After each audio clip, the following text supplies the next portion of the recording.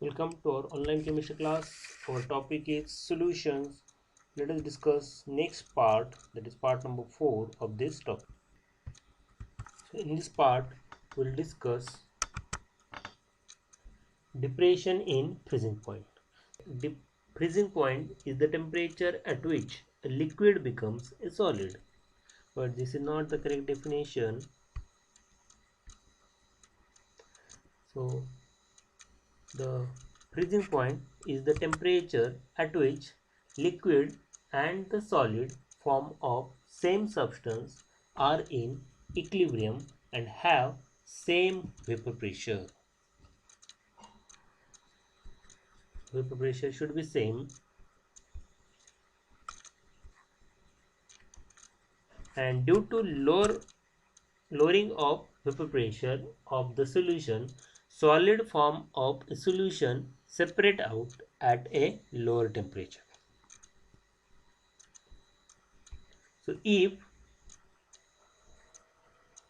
Tf is the temperature of freezing point of the solution and Tf0 is the freezing point of pure solvent, then the depression in freezing point, which is denoted by delta Tf,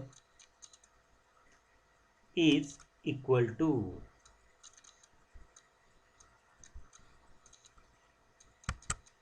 delta Tf is equal to Tf0 minus Tf.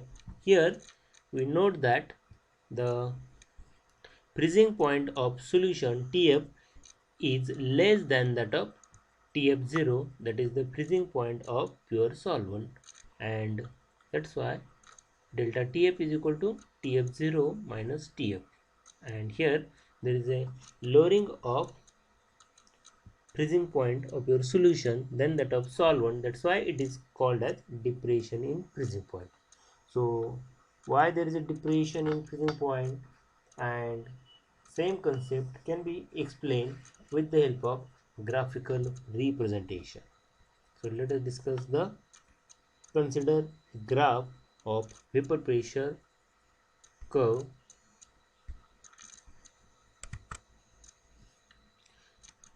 So here on y-axis we take vapor pressure, and on x-axis we take a temperature in Kelvin. So it is a vapor pressure temperature diagram. So in this diagram, this is a curve which is known as AB curve. It is a vapor pressure curve of solid solvent, while one more curve is there which is the CD curve, and it is the vapor pressure curve of pure liquid solvent. Third curve is the curve EF, and this EF curve is the vapor pressure curve of solution that always lies below the pure solvent curve. This is pure solvent curve denoted by CD, while EF curve is the vapor pressure curve of solution, and it is always lies below the pure solvent curve. Now it is important to note that solute does not dissolve in solid solvent. So the curve AB, this AB curve, and the CD curve intersect here at point B, where solid and liquid phase of the pure solvent are in equilibrium. They are in equilibrium. The two phases have the same vapor pressure. These two phases have same vapor pressure.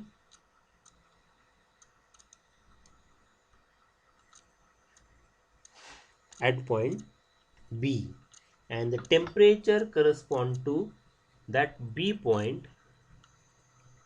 The temperature correspond to B point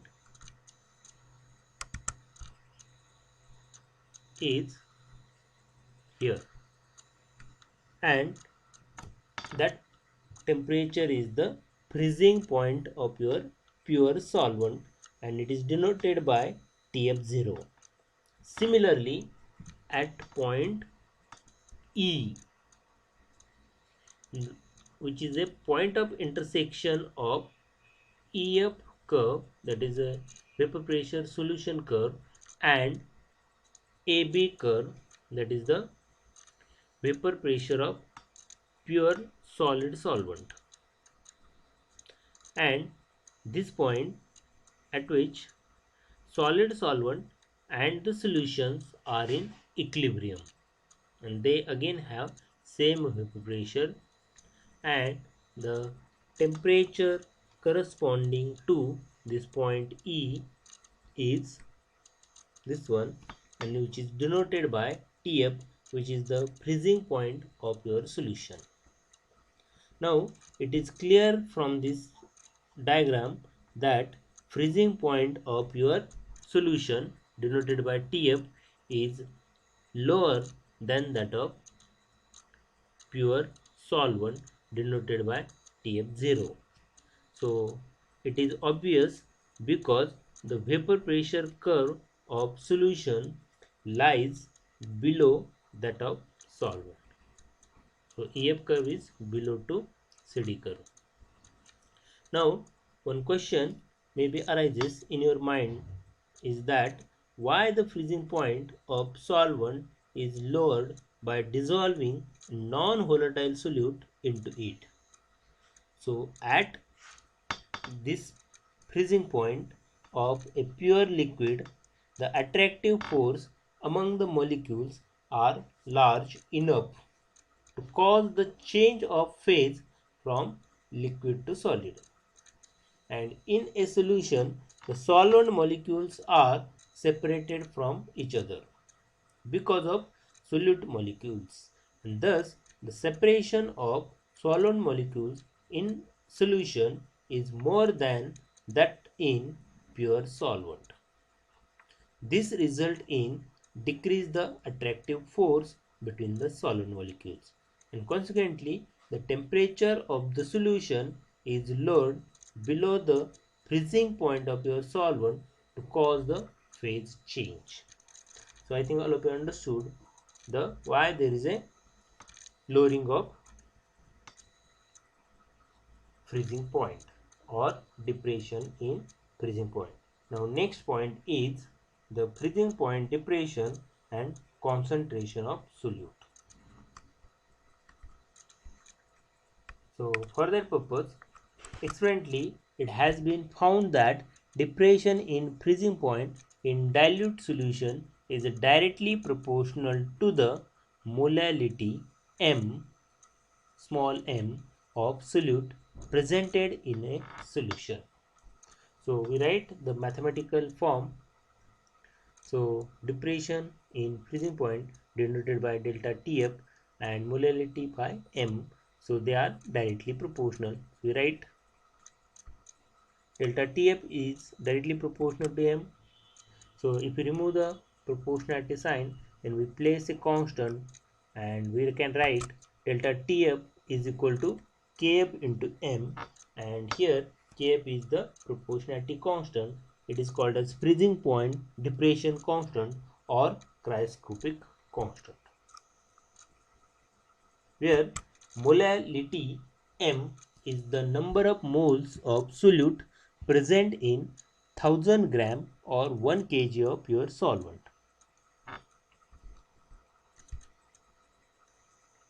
If m is equal to 1, then above equation becomes delta Tf is equal to Kf, and that is 1 molar solution, which is the Kf. Kf is the molar cryoscopic constant and it is the freezing point depression produced by 1 molar solution. And what is the standard unit of Kf? It is Kelvin kilogram per mole or degree centigrade kilogram per mole. That is the another unit. Now next one is we have to derive the molar mass of solute from this freezing point depression, and for that purpose we must know some terms. Let WA is the mass of solvent, WB is the mass of solute, then MA is the molar mass of solvent, MB is the molar mass of solute. Then the depression in freezing point is given by above equation. Delta TF is equal to Kf into M, where small m is the molality. And how do you represent molality? Number of moles of that solute in 1 kg of solvent. So what is the mass of solute? Here it is WB. And what is the mass of your solvent? WA. Okay, but number of moles of that solute is WB divided by MB. So M is nothing but WB divided by MB into WA. You can write your equation delta TF is equal to KF into WB divided by MB into WA. Okay, so this is new equation. Okay, so delta TF is equal to KF into WB divided by MB into WA. Then the expression for molar mass of solute. What is molar mass of solute? It is MB. So rearrange the above equation, transfer MB to left side, delta TF to right hand side. So your equation becomes MB is equal to KF into WB divided by delta TF into WA.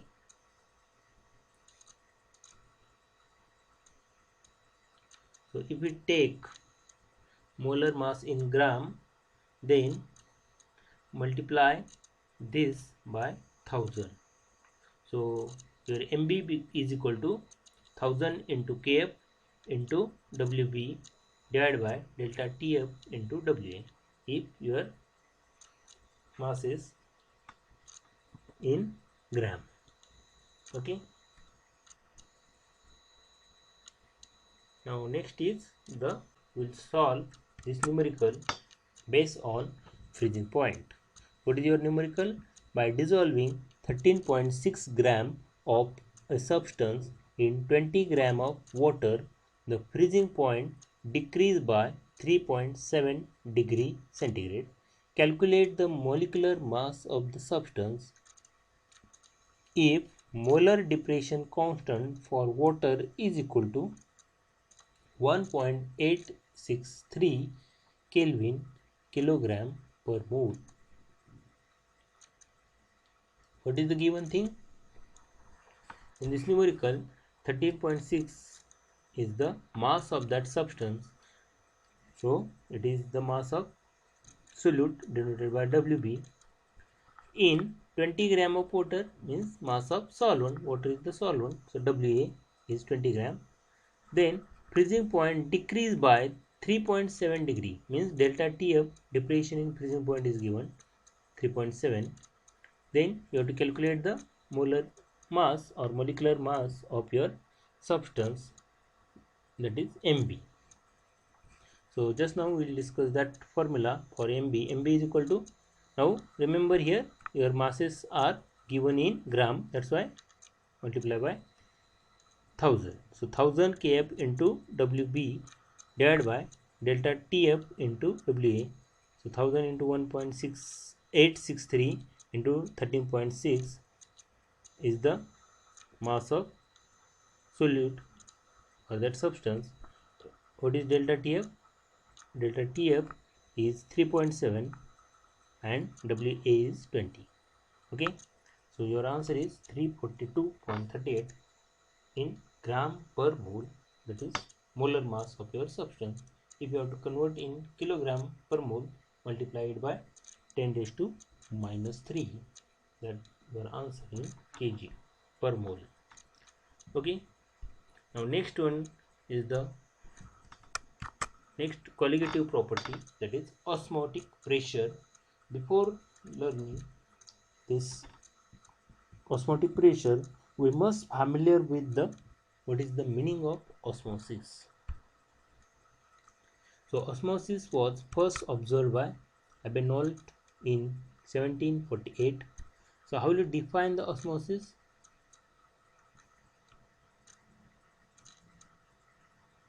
Osmosis is defined as there is a net flow of solvent molecule from the solvent to the solution, or from a less concentrated solution to a more concentrated solution across the semi-permeable membrane. So here is the diagram.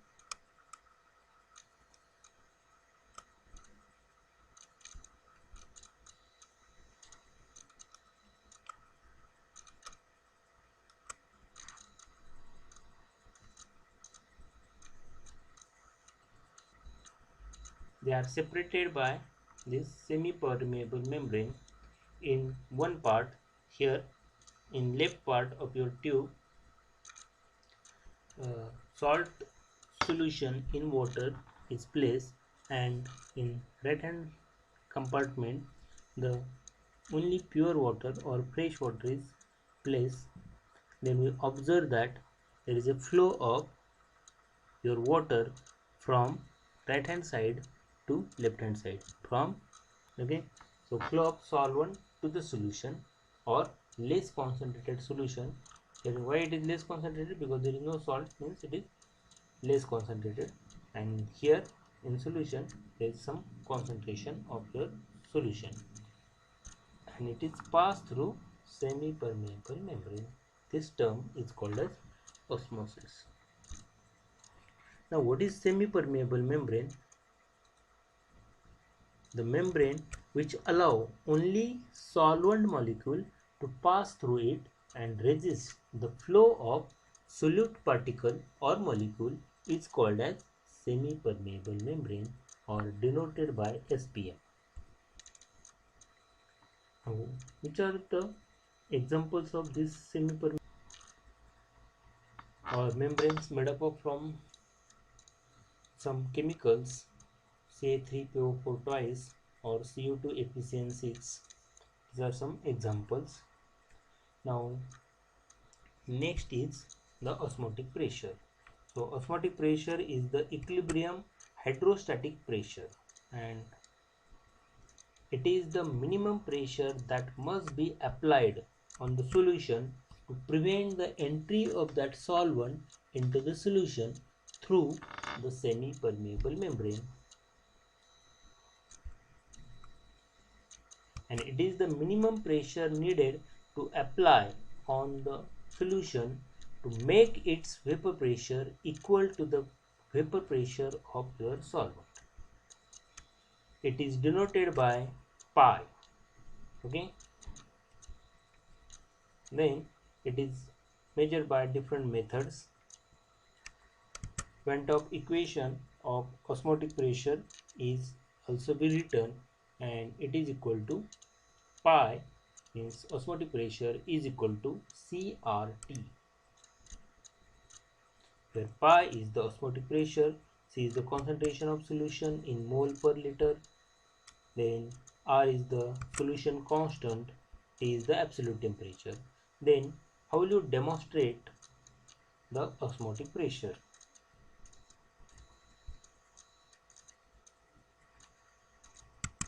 So semi-permeable membrane is firmly fastened across the mouth of chisel funnel. So here is the diagram. So the solution of interest is placed inside an inverted Thistle funnel. So in this diagram we observe that the solution which is more concentrated is placed inside the Thistle funnel, and at the mouth of this Thistle funnel there is a semi-permeable membrane. Outside this Thistle funnel, in this glass jar, there is a solvent. Okay, and this part of the tube and the membrane are then immersed in a container containing a pure water. So, and as time passes, what happens? Initially, the Thistle funnel is empty, but once some time passes, there is a movement of solvent from your container into the Thistle funnel through this semi-permeable membrane, and there is a rise of liquid in your Thistle funnel. So and if you observe that the concentration also decreases in the Thistle funnel. So solvent molecule on the solution side have a lower concentration than the molecules on the pure solvent sides. Okay.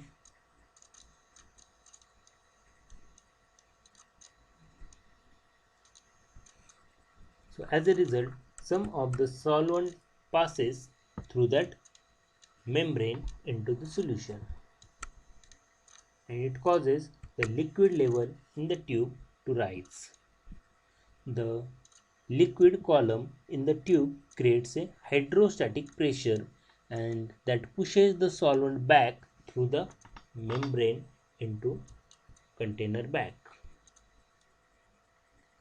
The column of the liquid in the tube continues to rise and eventually stops the rising. At this stage, hydrostatic pressure develops in the sufficient to force solvent molecule back through the semi-permeable membrane into the container at the same rate they enter the solution. And equilibrium is thus established where rate of forward and reverse passages are equal. And this results into height of the liquid column in the tube remains constant, and this implies that the hydrostatic pressure has stopped the osmosis. That pressure is called as osmotic pressure, which resists the osmosis. Then there are different types of solution. First one is isotonic, second is hypertonic, and third one is hypotonic solution. So let us discuss one by one. Isotonic solution. The solution with same osmotic pressure at a given temperature is called as isotonic solution. So here no osmosis happen when two isotonic solutions are separated by a semi-permeable membrane. So here we can write the example: 0.1 molar urea solution and 0.1 molar sucrose solutions are isotonic because their osmotic pressures are equal. Okay, so such solutions have same molar concentration but different concentration in gram per liter.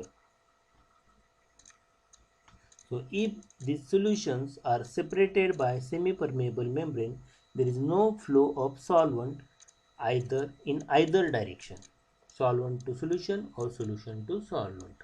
So such solutions are called as isotonic solutions. The next one is hypertonic solution. So a solution with higher osmotic pressure compared to another solution is called as hypertonic solution with respect to second solution. So in this case, osmosis happens from second solution to first solution. So if osmotic pressure of sucrose solution is higher than that of urea, the sucrose solution is hypertonic to urea solution. Okay. Now, what is hypotonic solution? So a solution with lower osmotic pressure compared to another solution is called as hypotonic solution with respect to second solution. So in this case, osmosis happens from first solution to second solution. So in previous example, urea solution is hypotonic to sucrose solution. Now next one is the osmotic pressure and concentration of solution.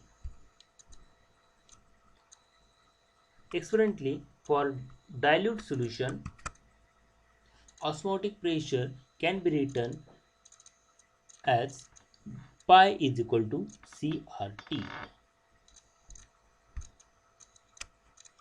where osmotic pressure is equal to pi, R is the gas constant, T is the constant absolute temperature, and C denotes the concentration or molarity of solution.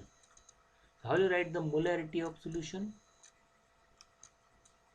It is defined as number of moles of solute divided by the volume of solution in liter.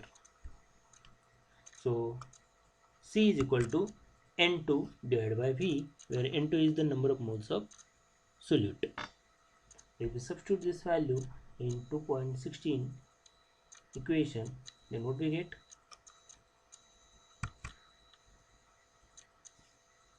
Pi is equal to N2 divided by V into R into T, where N2 is the mole of solute, V is the volume of solution. So that is equation number 2.17. So N2 divided by V is the concentration or molarity. So therefore above equation can be written as pi is equal to capital M into R into T. Okay. Now next one is molar mass of solute from osmotic pressure. So again consider the previous equation, pi is equal to N2RT divided by V. That is equation number 2.70. Here W2 is the mass of solute in V liter of solution and M2 is the molar mass of that solute. So what is N2 in your equation? Here we have to substitute N2 is equal to W2 divided by capital M2. So your equation becomes pi is equal to W2 divided by M2 into R into T divided by V. So what is your equation?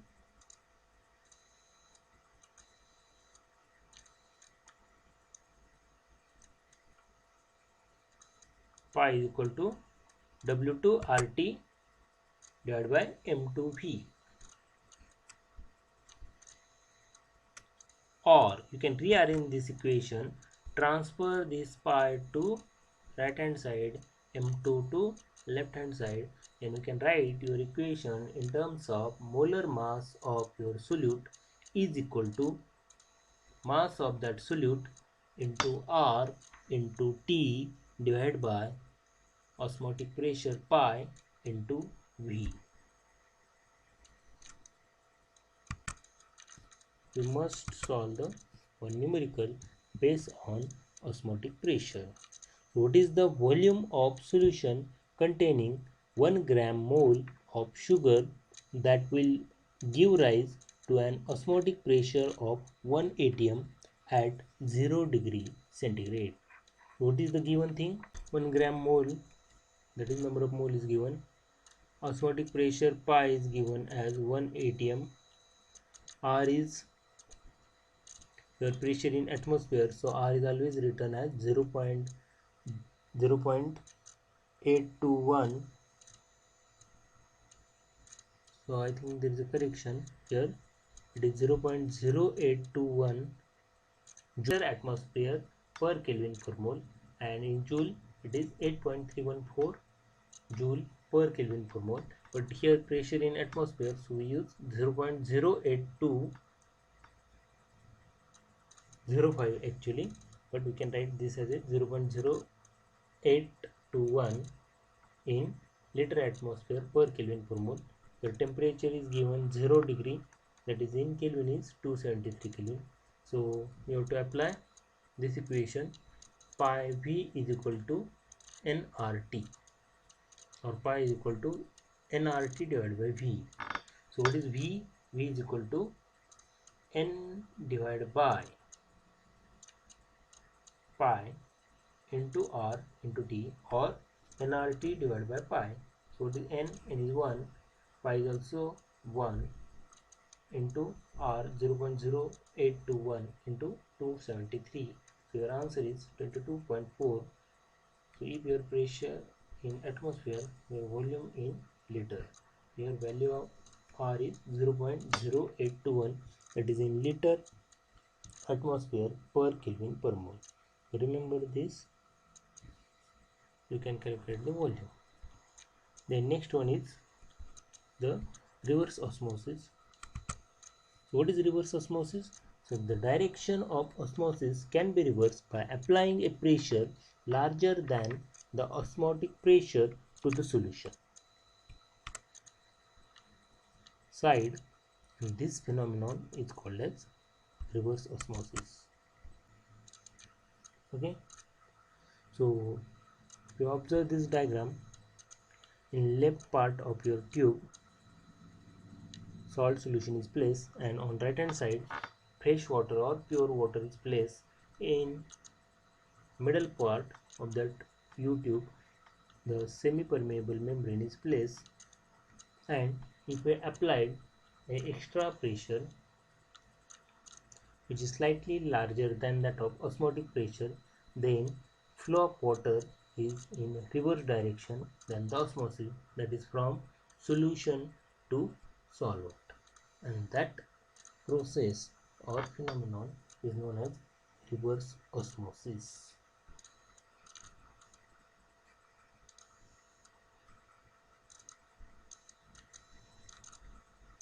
Now one more point is there, colligative properties of electrolyte.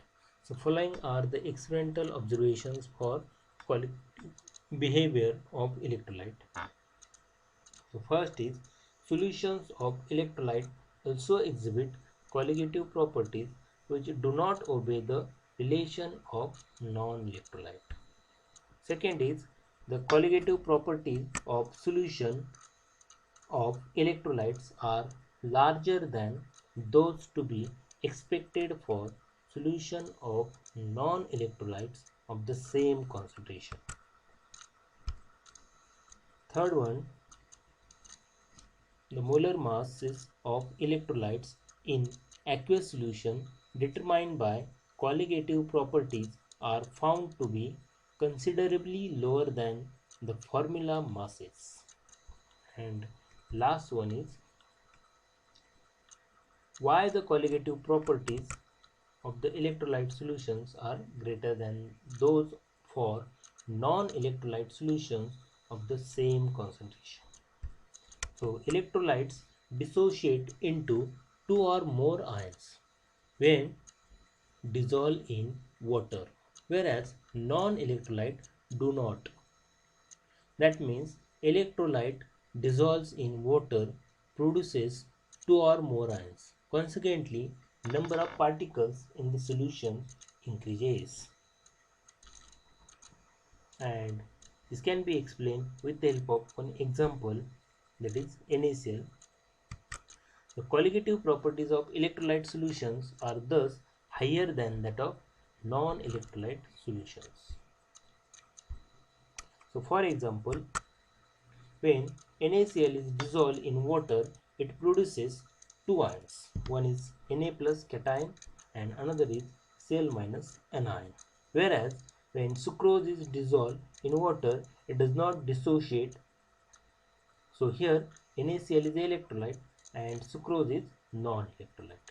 So it is expected that the colligative property of 0.1 molar NaCl is twice than that of 0.1 molar sucrose solution, because number of ions produced due to dissociation of NaCl gives 2 ions and sucrose does not dissociate. Thank you for watching my YouTube channel Mukesh Kharge. Like, subscribe and share. Thank you very much.